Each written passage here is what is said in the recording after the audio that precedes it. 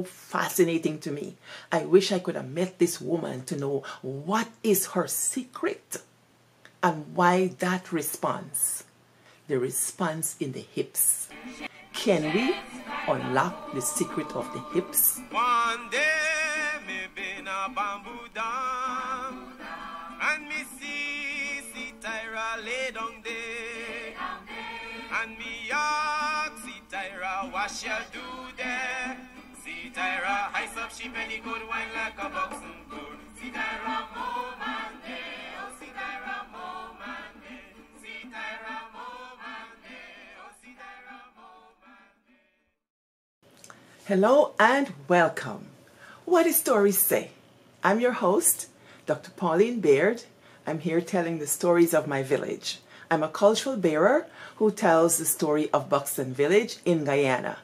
I tell the stories of our family traditions, our whispered stories, our practiced, hidden, and sometimes long-lost traditions. And as I say, as the Buxtonians do, oh, what the stories say? Well, I have a story for you today. I want to talk about women and the ways of women in my village. Some women in my village. Maybe men too, for this one. Somebody said, talk about kotai. What can I say about kotai? Kotai is a response given when somebody tells you or does something that is not in your favor or something that you don't approve of. So if you tell me, girl, come over here and I don't feel like, I go like, that's kotai.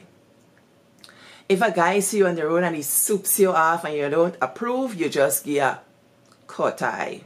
You know? You look him up and down. That's a kotai. So that's kotai for you. It's somewhat of a pejorative. It says things, you know, that you don't want to say with words. All right. I got a story for you today. Now, I want to talk about a woman. This woman is the most well-known woman in Guyana. Yet, nobody knows much about her, except hearsay and them say. But everybody knows this woman, and everybody can put her story in the mouth, but they don't know this woman. So I'll talk story here. I talk about this woman. One day me been a bamboo dam and me see Tyra lay down there. Tyra me talk about. And me ask Tyra what she do there. Tyra pick up she petticoat wine like a boxing bull. Oh Tyra mo man day. Oh Tyra mo man day. Yes, I even went to the bamboo dam to check it out myself. So Tyra been a bamboo dam. And she lay down there. Well, if you look at bamboo dam now, ain't no place to lay down. But I talked with Baba Eyusi Guyana. What is it about this bamboo dam? He said bamboo dam would have been a place where, you know, people would stop, was a peaceful place. In my estimation, bamboo dam would have had bamboo. And if you ask the carters who live on bamboo dam, they will tell you they get bamboo on that dam. I don't know bamboo anywhere else in Buxton but at that dam, right? Now, those who live there now might not think much of bamboo dam, but bamboo dam was the last dam before you get into back dam proper. Back in the day when I was a child. Now, back dam start like way down some way. But bamboo dam was a bordering dam between Buxton, where they had homes, and separating the parts where they had the farmlands or the backlands.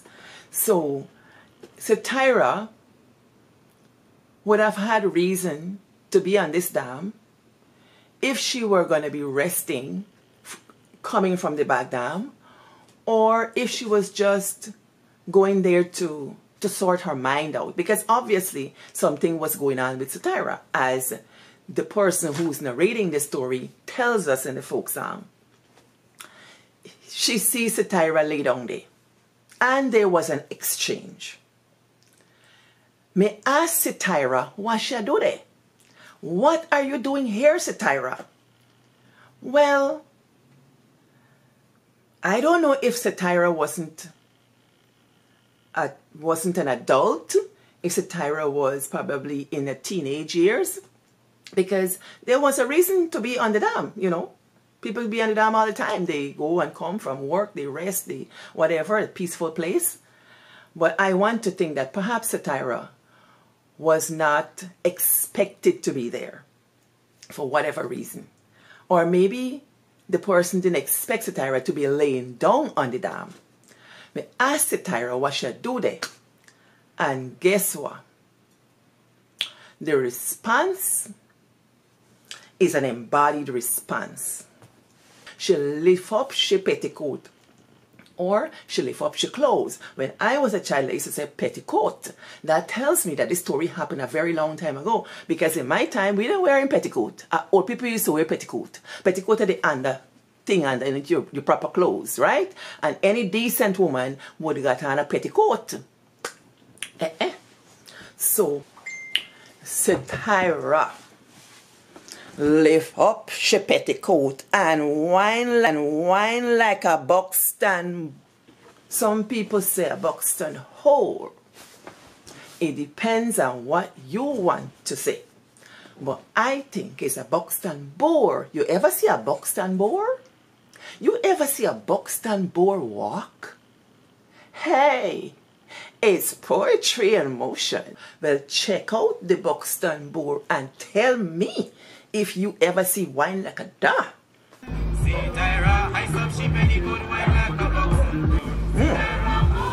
That's how Satira was wine. Wine, for those of you who don't know, is not the thing you drink. It's the gyration of the hips and the movement in the waist. You know, provoked by the movement in the knee. Yeah, all of that, right? So that's what Satira's response. Let's break down this response. So she whined like a Buxton boar. Satira didn't use words. She used her waist. She used her body.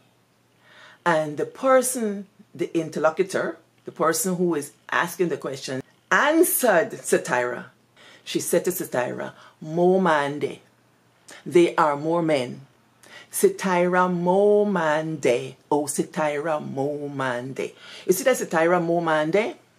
I think it's a woman talking to another woman. As that person understood what Satira was saying with her body. She knew Satira's story, that Satira maybe had mad troubles. Satira was aggrieved. And the only response with this onlooker is to console and say, all right, mo mande. You don't have to be so much inconsolate that you lay down upon the dam. So now we know why Satira upon the dam. Satira is aggrieved. And she tell her, "Mo man there. Maybe Satira lost your man. Maybe something happened to the man. And everybody take the man." I mean, no. That is not the story that we're privy to. But we know that something happened with Satira. And this person had cause to say, "Mo man there," encouraging her to understand that one man can do this. Be encouraged. More mande. There are other fishes in the sea. So when she said, "Oh, Satira mo mande," I think it's a empathetic response. "Oh, Satira, ah, gal, mo mande," lifting our spirits. You know, all women need a woman friend like that. Who must say, "Ah, gal, you know, now let this one take you down. Mo mande," and things like that. So it's a man, woman thing, right? So that's the story about Satira as far as we know. So curious as I am, I wanted to know, who is Satira? And how do people respond to Satira? Satira, in Guyanese language and Guyanese understanding, is not anybody to emulate. She's a bad word, a bad woman, a pejorative, to the point that I don't know anybody named Satira. I asked Baba Eyusi Guyana, "You know anybody named Satira?" He said only once in his 96 or 97 years of life, he's met a woman called Satira. and she was living in Essequibo. Well, then people that must know about Buxton Satira. I asked my friend, my Muslim friend here in Agua, in Japan, do you know this name Satira? Because I figured it's not an African name. And it sounded more East Indian to me. So I wasn't sure. So I asked her. And sure enough, they're derivatives or they're names that resemble that. So I am not very certain, but I'm giving you what I found, okay? So I went into the dictionary to find out more about this name Satira. What's the etymology of this name? So the name Satira, S-A-T-I-R-A, or Satira, S-A-T-E-E-R-A-H, in Arabic means modest. It's a name given to Muslim girls, and it means modest. Oh, it's Satira. A wine like a boxing boar ain't no modest woman. So if she was named Satira, meaning modest, what could have happened for this woman to display what people in Guyana would call immodest behavior? Lawless woman, whining like a boxing boar, vulgar. They see Satira as vulgar. So this is antithetical to what, or a complete opposite to what our presumed behavior would be given the name that means modesty, right? I checked another place and it said Sitara, S-I-T-A-R-A, which is Persian in origin. It means veil or screen or curtain. Here again, ironic that all we know about Satira is what she did with her body. Satira didn't speak. Satira didn't speak any words at all. All she did was move in a certain way. And she's condemned in the halls of history as a lascivious woman, vulgar, lawless. But this name, if it's anything close to any of these names, mean something good, positive. Veil, screen, and curtain. Also good luck, grain, and destiny. All right, let's take that in for a minute. That's our boxing Satira, right? And then those of you who want to say she's a whore. Well, boxing incarnate is the market when it comes to whoredom. I don't know many boxing whore. I don't even think I know one. Okay? So I don't accept that at all for Buxton. We're not known for that. Right? Boxing boar? Oh yes, I would take that. You can have the man at Buxton front who used to walk out the boar.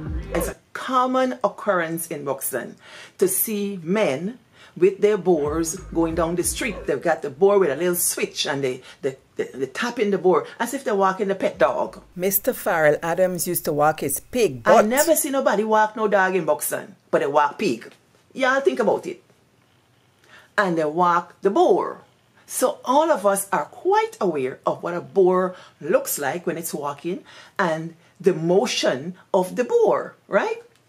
Why would men walk boar in Buxton, you would ask? And this is for the people who are not Buxtonians. Boars are sires. They get them and they hire them out to sire the sow, okay? The female pig. And so they would get the boar to go over there and fix the pig. And so they will have piglets and do their pig business, right? This person who tells the story is quite familiar with the rhythms of Buxton and what goes on there and how you can liken Satira's movement to this boar. Okay. I want to delve a little bit more into Satira.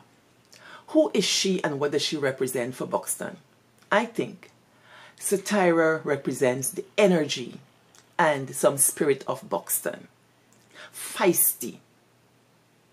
You know, Buxton women have had that reputation. It made us notorious or famous or infamous, and we take it all. We can't forget the story of Buxton people stopped train. Because there was a time when the governor in 1862 would not address the wrongs of Buxton, seized their land, would not give redress for the flooding of the land, the killing of people's crops, endangering their livelihood after men had pursued legal action and legal trends. I've watched it all. I've read the archives. I followed the men of our village. And when they protested to the governor of the day, they chased back the 100 men who did the 100 men march and said they were barbaric people, and enter the woman with the satira spirit. Lift up the petticoat. They do more than that. They stuff the belly to look pregnant. And then they pull out the ones who were really pregnant. And they went on the train line. They didn't speak when they were in the train line. They stood in the train line, and then they make the train stop. I read accounts of our dear old Nana Cully of Buxton, of Friendship back down side, who led a cohort of her revolutionaries, and they agitated and stopped the train. The 1862 archives doesn't carry that account. And when I talk about the 1862 archives, I'm talking about the archives of the Court of Policy in Georgetown, Guyana at the Walter Rodney Archives. I've perused documents there and I didn't see any account of the Buxton People Stop train. But when I look at the timelines, I can find a place where this event would have occurred. The event that occurred, that's called the stopping of the train, seems to not be a one-time occurrence. People used to put all kinds of things in train line to stop train. And from what I understand from historians, it seems as though Buxton people have stopped the train several times. So I'm just putting that out there. The historians can talk about that. I'm not a historian. I'm a cultural rhetorician and a Buxtonian. So I do village rhetorics. And I look at timelines and events and bring our oral culture to bear. So this woman, the bad woman, the revolutionary woman, is in there. And the likes of satira. So let's continue. So in this book here, I'm going to read some of the things. Miss Abiola Abrams, the daughter of, what's his name? Ovid Abrams. Yes, has to say the same Ovid Abrams that wrote Guyana Metaji, his daughter. Abiola says, Goddess Satira. She thinks of her as a goddess. She said, Goddess Satira is the energy and spirit of Buxton, Guyana, in South America. Satira is also known as a Buxton woman, brave, bold, brazen, barefaced, and all of the so-called unfeminine things that we are not supposed to be. Buxton woman, as we say, is a warrior goddess energy. If you have heard about her, it is often in the popular song Satira Girl, the folk song. According to the lyrics, someone greets Satira, and as we know, she lift up her petticoat and she start whining and dancing and rotating her hips like a box mower. And like Abiola says, some people think it's whore. Depending on the history, I contend it's not whore. Okay? Nah, we ain't known for the whore. We ain't known for no whoring. Right? Satira's name is now used as a slur.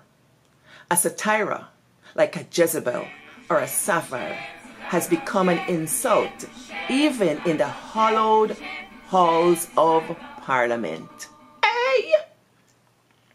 Culture like folk song is often used for social control, to remind us of who is acceptable and unacceptable.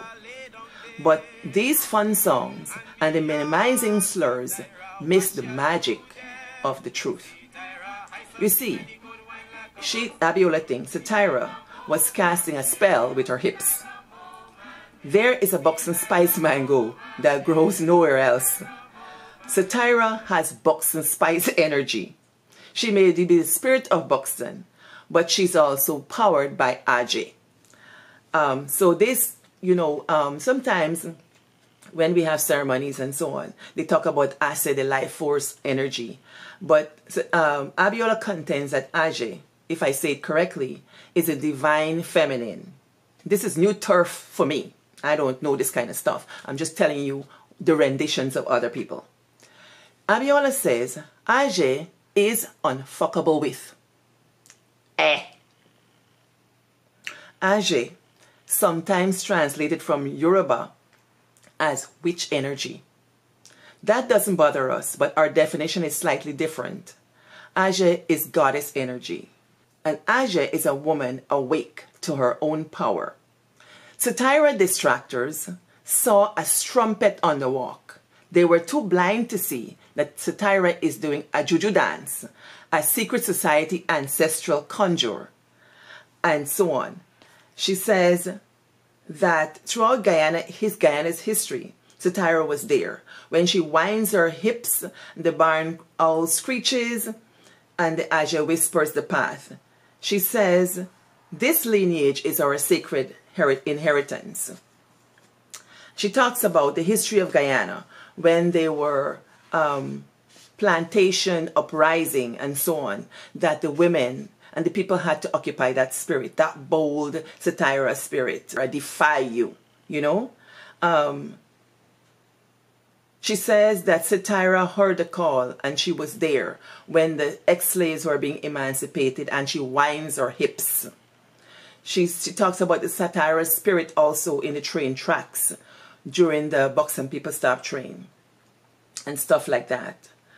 And she says that this song is a song of our brazen ancestors. I can see the brazenness of Buxton women and defiant spirit. Yes, we do have that. But I wanted to dig a little bit more into why this name Satira. So this is the reason I return to the name and naming part of this discourse, and to include religion and ethnicity and the composition of Buxton that can give us a little bit more of a reading of what this name means or what the implications are for Buxton. So listen to me reason myself through this. You can agree or disagree. I'm just trying to find my way, okay? If the name Satira is a Muslim name, what kind of girl was this? Was she East Indian? Remember, I told you that Buxton did not just have inhabitants that were blacks or of African descent. That whining behavior would not jive with an East Indian girl. It's not something I could see an East Indian girl back then doing, you know? Not that she can't, but I just don't see it. But I also think if there were East Indians and blacks in the village, was Satira mixed? Was she a Douglas? What would that say? I also think about the other parts of Buxton that are not very evident. Do you know that Buxton had black Muslims? Yeah. They used to call them the Fuller men. The Fuller. They had a man in Brush Dam named Reggie Goleg. You remember Mr. Reggie? Reggie was the only Muslim I knew, black Muslim. Wasn't there somebody else too, Seafort guy? I don't know if he was always a Muslim, but anyway. I don't know very many black Muslims, but last time I was there, I saw little girls running around with hijabs. I'd never seen that in the time when I was in the village, a black girl in hijab, but I've seen that when I recently. Yeah, so let's think. If there were black Muslims in Buxton, it's likely that the girl could be named Satira. Or it could be non-Muslim, but they just liked the name and gave her Satira. But the name has not continued in the village because I don't know a single Satira in Buxton. What y'all think? Satira goddess, Satira bad woman, Satira woman of action, woman who didn't speak but just use her body to say what she wanted to say. Could it be that the woman who interrogated Satira was just fast and wanted to know Satira business, and Satira gives you the business by lifting up her clothes and whine, you know, to tell her to go away, none of your damn business.